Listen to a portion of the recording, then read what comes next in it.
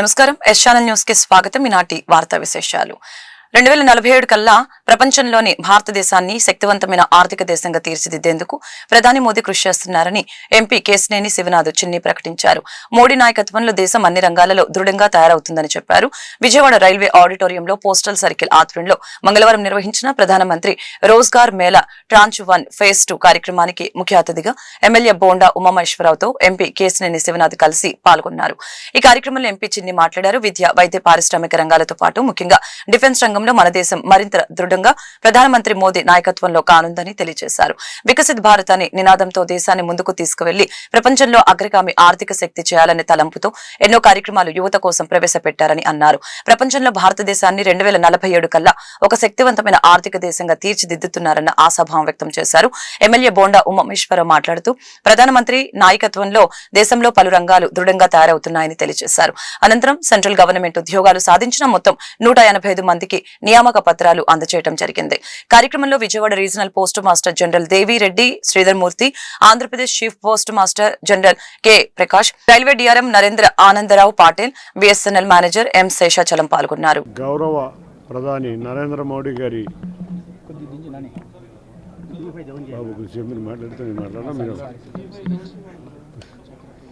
అన్ని డౌన్ చేయండి కావాలండి.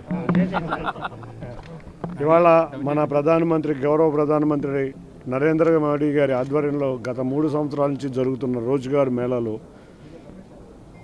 కొత్తగా యువకులకి సెంట్రల్ గవర్నమెంట్ ఉద్యోగాలు ఇవాళ 51,000 దేశం మొత్తం మీద ఇవ్వటం, అందులో ముఖ్యంగా విజయవాడ డివిజన్ నుంచి 185 సెంట్రల్ గవర్నమెంట్ ఉద్యోగాలు రావడం చాలా ఆనందంగా ఉంది. ఇవాళ యువకులకి యువశక్తిని మన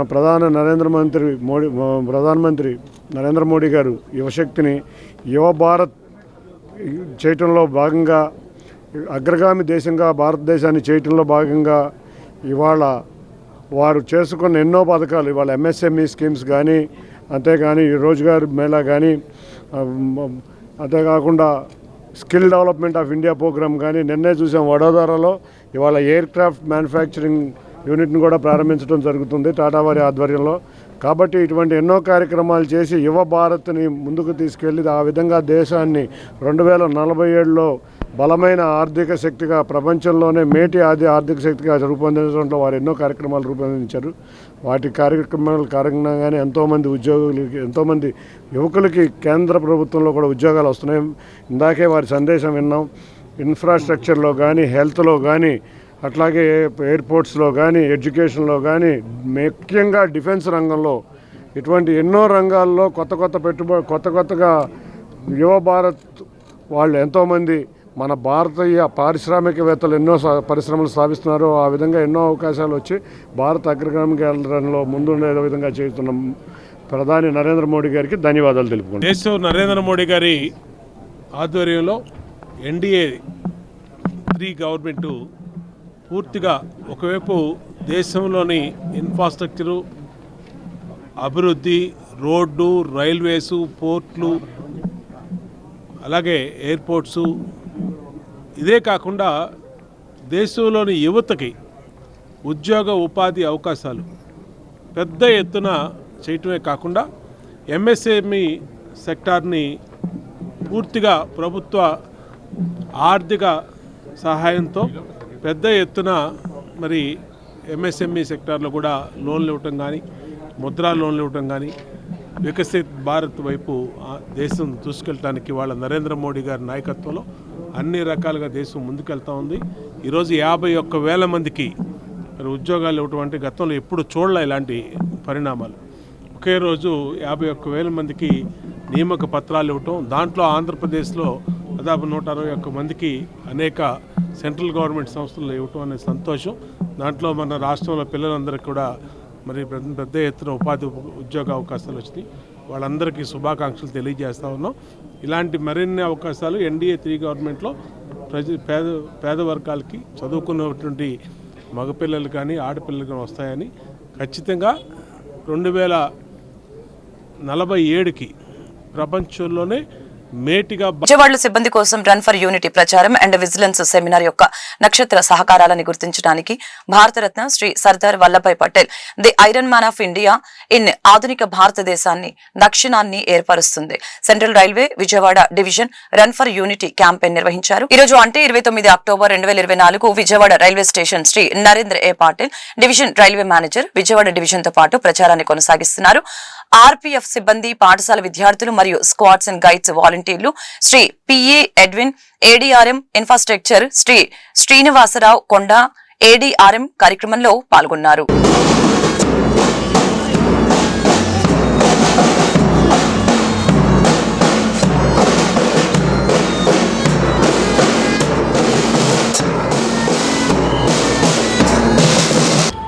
Students,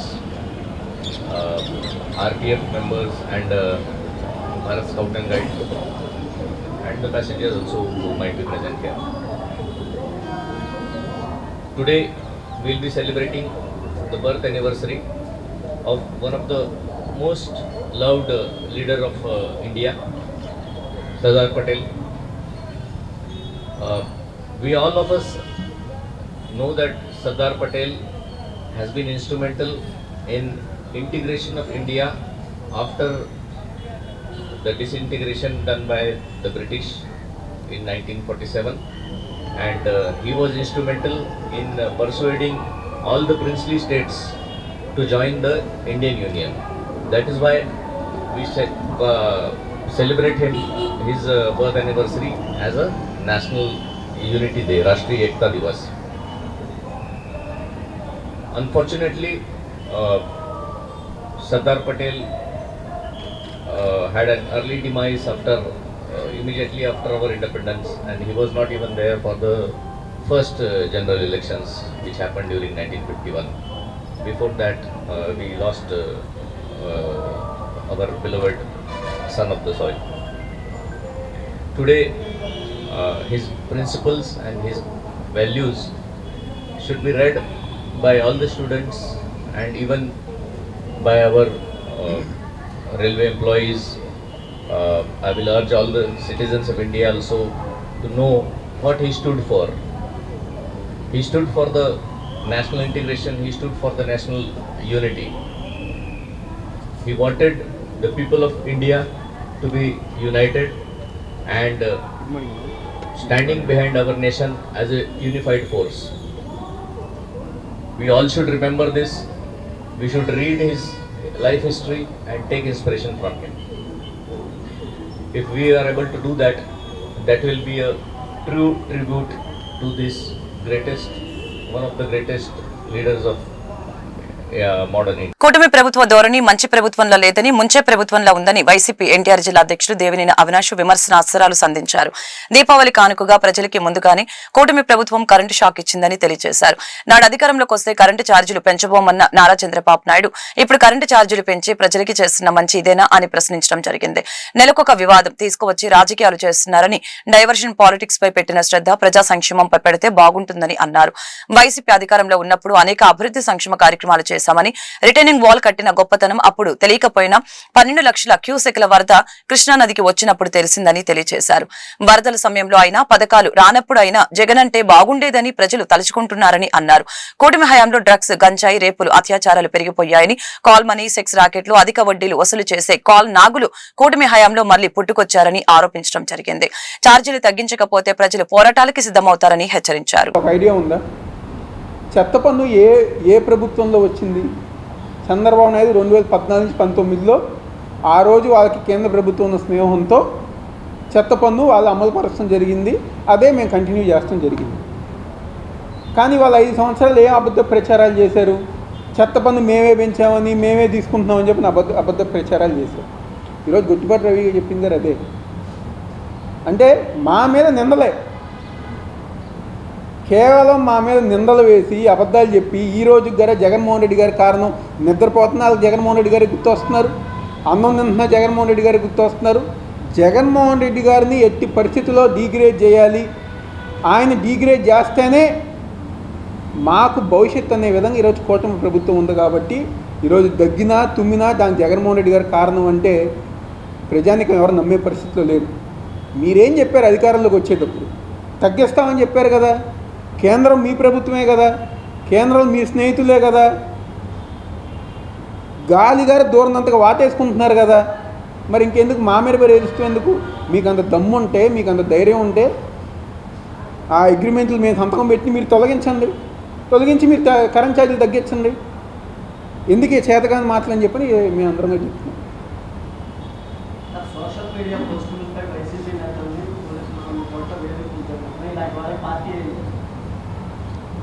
అంతకన్నా వాళ్ళు ఇంకేం చేస్తారు? సోషల్ మీడియా పోస్టింగ్లు పెట్టేవాళ్ళని, లేకపోతే 3 సంవత్సరాలు 4 సంవత్సరాలు మనుషులకి సంబంధం లేని కేసుల్లో పేర్లు రాసి ఇరికించి పోలీస్ స్టేషన్కి పిలిపించి ఎంక్వైరీలని, కేసులని, చేతగాని తనం ఇక్కడ కళ్ళెరుగుతూ కనపడుతుంది. ఈరోజు సోషల్ మీడియాల మీద, చిన్నాల మీద వాళ్ళందరూ గారు పోస్టింగ్లు పెట్టారని చెప్పని మీరు పెట్టే పోస్టింగ్లు ఎలా ఉన్నాయి? జగన్మోహన్ రెడ్డి గారి కుటుంబ సభ్యుల మీద, లేకపోతే భారతమ్మ గారి మీద మీరు పెట్టిన పోస్టింగ్లు ఎలా ఉన్నాయి? మీరు మాట్లాడే మాటలు ఎలా ఉన్నాయి? కొంతమంది ఎలా మాట్లాడుతూ ఉంటారు యూట్యూబ్ ఛానల్లో, భారతమ్మ గారి మీద కానివ్వండి, జగన్మోహన్ రెడ్డి గారు. మరి అవన్నీ రేపు మేము అధికారంలోకి వచ్చిన తర్వాత వాళ్ళందరి పరిస్థితి ఏంటి? ప్రతి పూట గారు రాత్రే ఉండదు. కూటమి ప్రభుత్వం నాయకులకు కానివ్వండి, కార్యకర్తలు కానీ దయచేసి తెలుసుకోవాల్సింది ఏంటంటే, రాత్రి ప్రతి పూట ఉండదు, పగలనేది వస్తుంది. అదేవిధంగా మీరు అధికారంలో శాశ్వతంగా ఉండరు. రేపనే రోజు మళ్ళీ జగన్మోహన్ రెడ్డి గారు అధికారంలోకి వచ్చినప్పుడు తప్పకుండా మమ్మల్ని ఇబ్బంది పెట్టిన నాయకులు కానివ్వండి, కార్యకర్తలు కానివ్వండి, చట్టపరంగా జరగాల్సిన కార్యక్రమాలు జరుగుతూ ఉంది. కేంద్రంలోని మోడీ ప్రభుత్వం, రాష్ట్రంలోని కూటమి ప్రభుత్వం కార్మిక, కర్షక వ్యతిరేక విధానాలు అమలు చేస్తుందని కార్మిక సంఘాల నేతలు మండిపడ్డారు. 42 కార్మిక చట్టాలు రద్దు చేసి 4 లేబర్ కోడ్లని అమల్లోకి తెచ్చి కార్మిక హక్కులను కాలరాసి కార్పొరేట్ శక్తులు మేలు చేస్తున్నారని ధ్వజమెత్తారు. నవంబర్ 26న జరిగే దేశవ్యాప్త ఉద్యమంలో కార్మికులు, రైతులు పెద్ద ఎత్తున పాల్గొని జయప్రదం చేయాలని పిలుపునిచ్చారు. 42 కార్మిక చట్టాలు రద్దు చేసి 4 లేబర్ కోడ్ల అమల్లోకి తెచ్చి కార్మిక హక్కులని కాలరాసి కార్పొరేట్ శక్తులు మేలు చేస్తున్నారని ఈ సందర్భంగా ధ్వజమెత్తారు. ఇందులో భాగంగా నవంబర్ 26న జరిగే ఉద్యమంలో కార్మికులు, రైతులు పెద్ద ఎత్తున పాల్గొని జయప్రదం చేయాలని పిలుపునిచ్చారు. రావులపల్లి రవీంద్రనాథ్, ఏఐటీసీ రాష్ట్ర అధ్యక్షులు. ఈరోజు ఆంధ్రప్రదేశ్ రైతు సంఘాల సమన్వయ కమిటీ, కేంద్ర ట్రేడ్ యూనియన్ల సమన్వయ కమిటీ సంయుక్త సమావేశం నిర్వహిస్తూ ఉన్నాం. దీనికి ప్రధానమైనటువంటి ఉద్దేశం, నవంబర్ 26వ తేదీన భారతదేశ వ్యాప్తంగా ఉన్నటువంటి 29 రాష్ట్రాల్లో, అంటే ఆ రోజు భారత రాజ్యాంగాన్ని ఆమోదించినటువంటి దినమైనటువంటి నవంబర్ 26వ తేదీన దేశవ్యాప్తంగా కూడా అన్ని జిల్లా, రాష్ట్ర కేంద్రాలలో భారీ ప్రదర్శనలు చేయాలని చెప్పేసి సమావేశం నిర్ణయించింది. బెంగళూరులో జరిగినటువంటి కేంద్ర సమావేశం. ఈ సమావేశ నిర్ణయాన్ని ఈ రాష్ట్రంలో అమలుపరిచేదానికి ఈరోజు ఈ సంయుక్త సమావేశం ఏర్పాటు చేయడం జరిగింది. ప్రధానంగా 3 నల్ల చట్టాలు రైతులకు ఏవైతే వచ్చినాయో ఆ 3 నల్ల చట్టాలని రద్దు చేయాలని చెప్పేసి పెద్ద ఎత్తున ఆందోళన చేసి ఆ రోజు నరేంద్ర మోడీ గారు పార్లమెంటులో క్షమాపణ చెప్పి వీటిని ఉపసంహరించుకుంటామని చెప్పాడు. తిరిగి దురదృష్టవశాత్తు మళ్ళా ఆయనే ప్రభుత్వం అధికారంలోకి వచ్చింది. ఈనాటికి కూడా రైతుల యొక్క నల్ల చట్టాలను ఉపసంహరించుకోలేదు. రెండవది, దేశ సంపద సృష్టిస్తున్నటువంటి కార్మిక వర్గానికి ఉన్నటువంటి 42 కార్మిక చట్టాలని రద్దు చేసి 4 లేబర్ కోడ్లు పెట్టి ఆ 4 లేబర్ కోడ్ల ద్వారా ఈ దేశంలో ఉన్నటువంటి యావత్తు కార్మిక వర్గ యొక్క హక్కులన్నీ కూడా కాలరాయటం, కార్పొరేట్ శక్తులకు ఉపయోగపడేటటువంటి విధానాలు చేయటం జరుగుతూ ఉంది. అందువల్ల దేశ సంపదను సృష్టించే కార్మిక వర్గం, దేశానికి వెన్నుముకైనటువంటి రైతులు, ఈ 2 వర్గాల యొక్క వెన్నుముక విరిచినటువంటి నరేంద్ర మోడీ ప్రభుత్వ విధానాల్ని నిరసిస్తూ గతంలోనే నరేంద్ర మోడీ గద్దె దిగాలని పెద్ద ఎత్తున ఉద్యమాలు చేశాం. దురదృష్టవశాత్తు గద్దె దించలేకపోయాం. కానీ సొంతగా ప్రభుత్వం ఏర్పాటు కాకుండా ఇతర పార్టీల మీద ఆధారపడి ఉండే విధంగా ప్రభుత్వం ఏర్పడే విధంగా చేయగలిగాం. ఈరోజు మళ్ళా తిరిగి కేంద్ర ప్రభుత్వం అదే విధానాలు వరుసపెట్టి అమలు జరుగుతూ ఉంది. ఈనాడు మళ్ళా పంజాబ్లో, ఒరిస్సాలో రైతులు ఉద్యమాలు చేస్తూ ఉన్నారు, కార్మిక వర్గం ఉద్యమాలు చేస్తూ ఉన్నారు. అందుకని వీటన్నిటిని కూడా దృష్టిలో పెట్టుకొని రేపు నవంబర్ 26వ తేదీన అన్ని రాష్ట్ర కేంద్రాలలో పెద్ద ఎత్తున నిరసన తెలియజేయాలని, ఈలోపు అన్ని జిల్లాల్లో కమిటీలు ఫార్మేషన్ చేయాలని, ప్రచార కార్యక్రమాలు నిర్వహించాలని, నవంబరు 5వ తేదీ నుండి నవంబరు 20వ తేదీ వరకు అన్ని జిల్లాలలో కూడా ప్రచారాలు నిర్వహించి ఈ 26వ తేదీ జరిగేటటువంటి ఉద్యమంలో పెద్ద ఎత్తున రైతుల్ని, కార్మికుల్ని భాగస్వాములు చేసేటటువంటి దానికి ఈ సమావేశం ఏర్పాటు చేయడం జరిగింది. ఈ సమావేశంలో ఆ విధమైనటువంటి కార్యాచరణని రూపొందించి ఈ 26వ తేదీ వరకు రాష్ట్ర వ్యాప్తంగా ఈ విధమైనటువంటి ఉద్యమాలు. అందరికీ నమస్కారం. జి ఓబులేసు, ఏఐటిసి రాష్ట్ర ప్రధాన కార్యదర్శి. ఇవాళ ఇక్కడ కేంద్ర కార్మిక సంఘాలు మరియు సంయుక్త కిసాన్ మోర్చా రైతు సంఘాల ఆధ్వర్యంలో ఈ డేలాంగ్ ప్రోగ్రాం జరుగుతూ ఉంది. ఈ రోజంతా ఈ సమావేశం జరుగుతుంది. ప్రధానంగా ఈ సమావేశం ఉద్దేశము, మొన్న ఈ మధ్య ఢిల్లీలో ఈ రైతు కార్మిక సంఘాల సంయుక్త సమావేశం జరిపి నవంబర్ 26వ తారీఖు భారతదేశంలో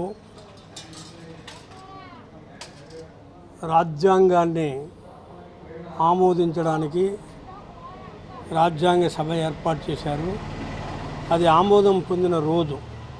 అందులో ఒక చారిత్రాత్మకమైన రోజున ఇవాళ కేంద్రంలో ఉన్నటువంటి ప్రభుత్వము రాజ్యాంగాన్ని అడుగడుగున కూనీ చేస్తూ రాజ్యాంగ సూత్రాలను తుంగలో తొక్కేటువంటి పరిస్థితి దాపురించిన నేపథ్యంలో నవంబర్ 26న రైతులకు, కార్మికులకు సంబంధించినటువంటి ప్రధానమైన సమస్యలపైన దేశవ్యాప్తంగా ఆందోళన చేయాలని పిలిపించాయి.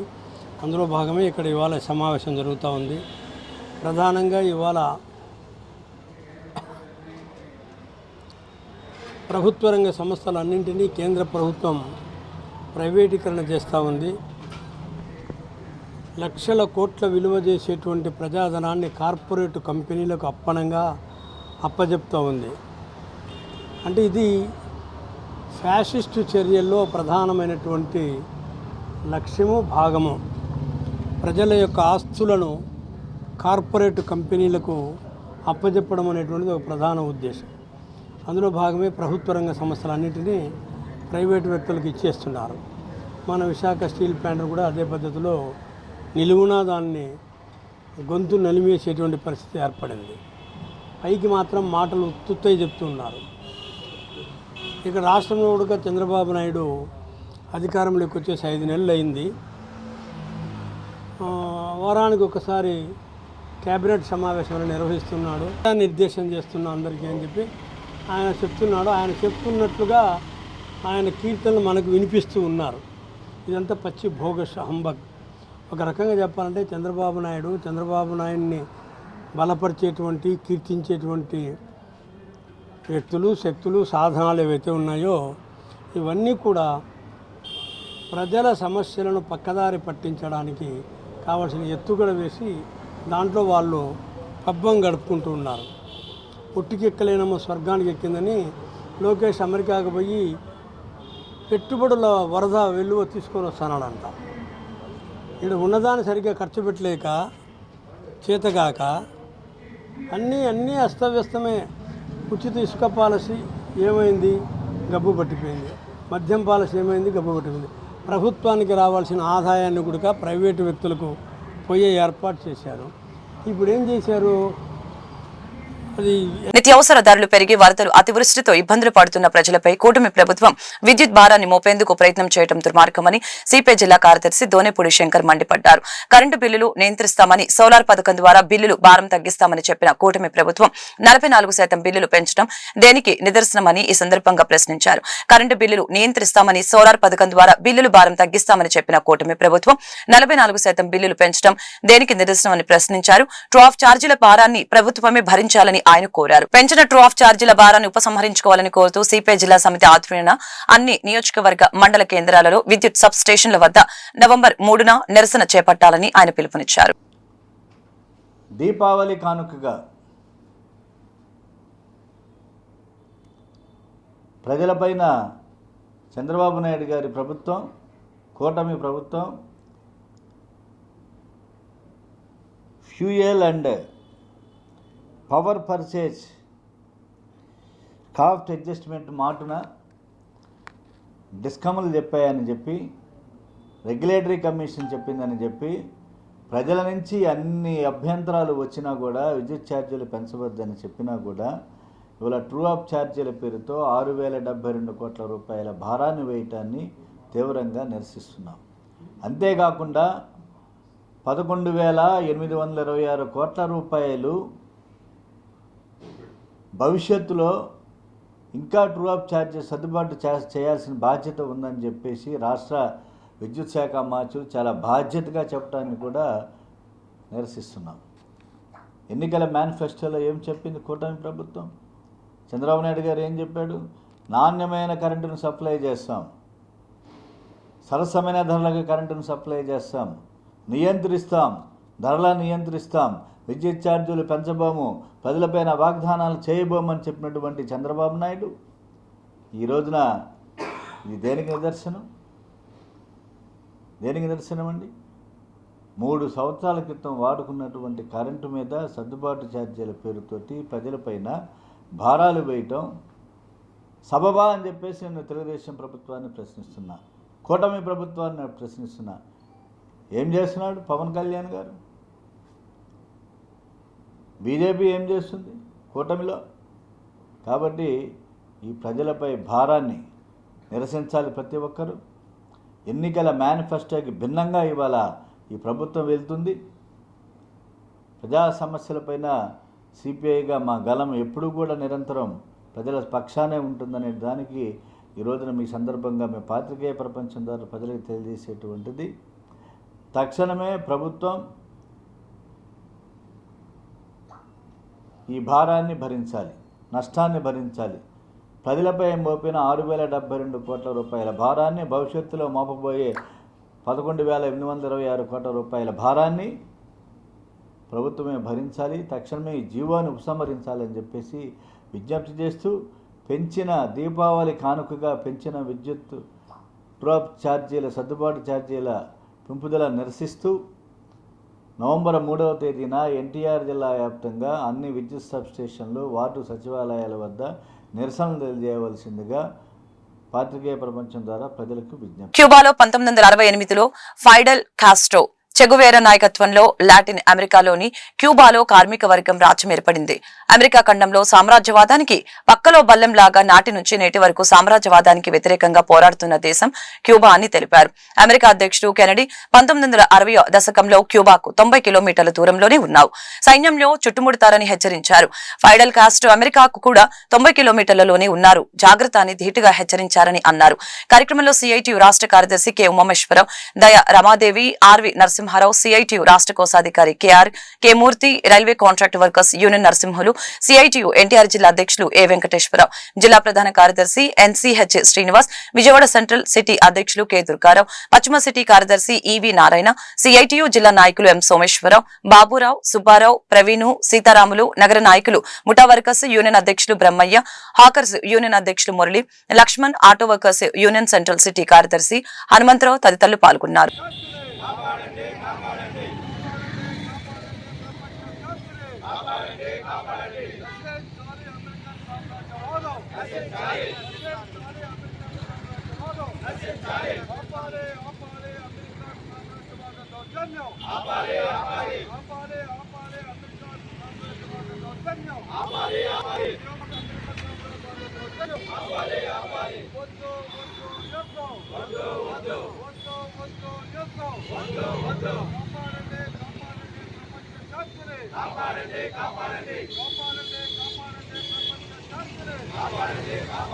ప్రపంచంలో క్యూబా సోషలిస్ట్ దేశంగా ఉండి ప్రపంచంలో ఎవరికి ఏ ఇబ్బంది వచ్చినా ఆదుకునే దాంట్లో మొట్టమొదటి స్థానంలో ఉంది.